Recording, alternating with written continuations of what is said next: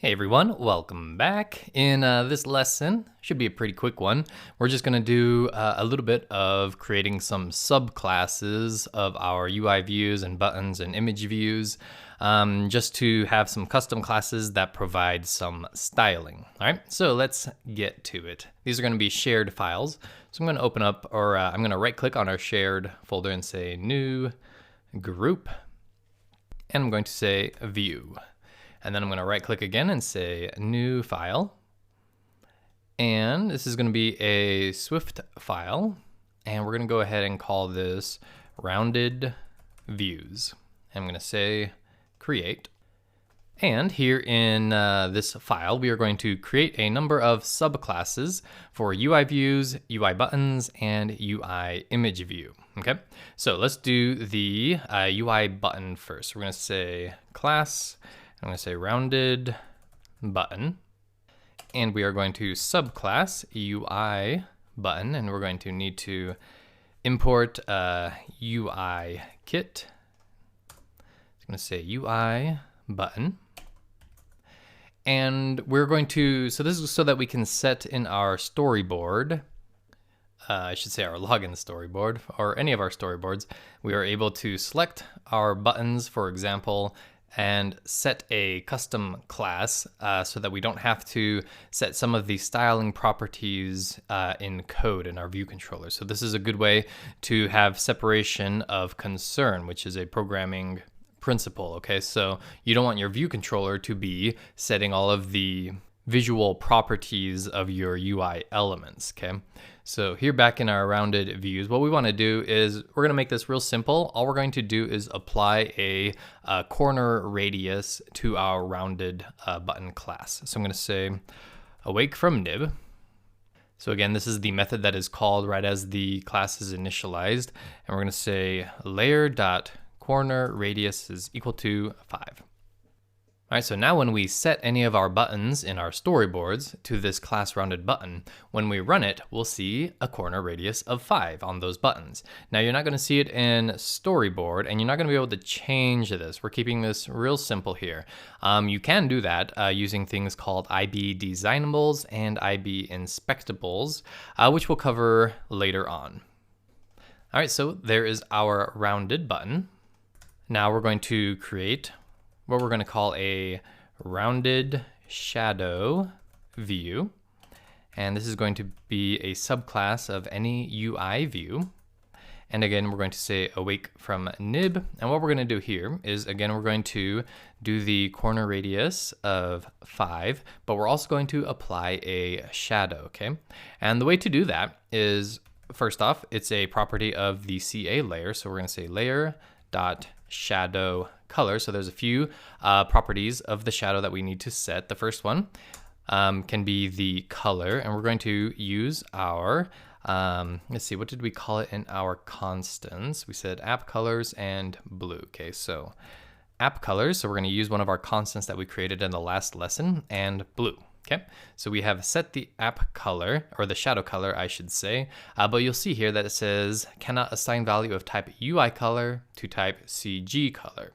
All right, and so just a little bit of information on different types of colors. There's a few different types of colors, and some things require one and some things require the other. For instance, UI text in your label, those are going to require UI colors.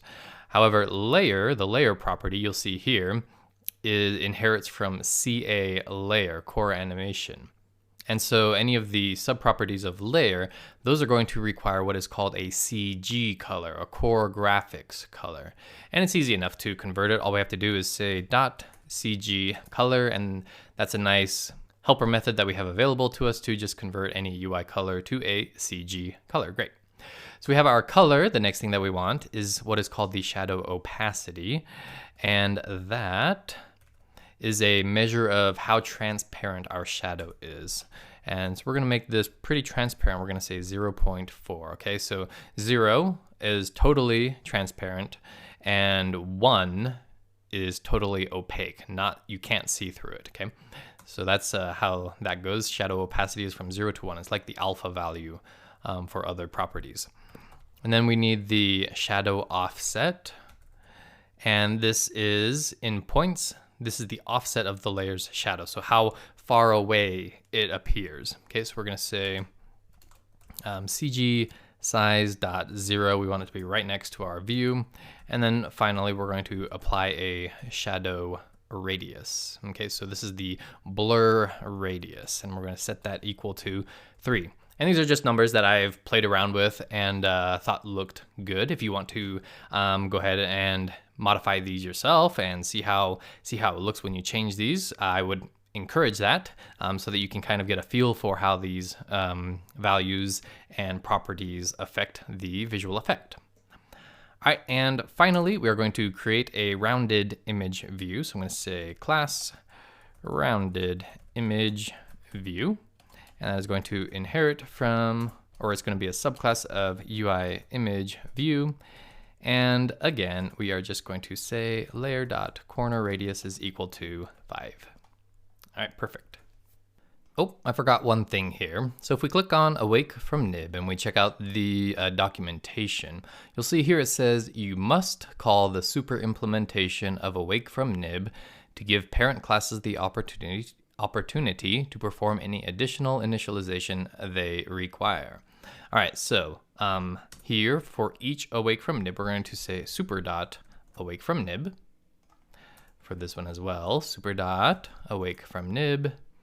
And finally, super dot awake from nib. So now let's go ahead and open our login storyboard, and let's set these classes that we just created. So right now we only have buttons. We don't have any UI image views or any rounded shadow views that we want to apply. We'll be using those later though, so I just wanted to create those now. But our buttons, let's go ahead and select each of them. Come over here to its identity inspector, and for the class, we're going to say rounded button. And then for each of these buttons as well, I'm selecting all 3 of them using command and clicking. We're going to set those as rounded button as well. I'm going to save this. And if we check out our simulator again, this is how it used to look. Nice and square buttons. So let's go ahead and run this and see how it looks now. All right, there you go. Now you can see the nice rounded corners. Perfect. All right, so that is how you can create subclasses that apply visual styling without cluttering up your view controller code. All right, so hope you enjoyed this lesson, and I will see you in the next one.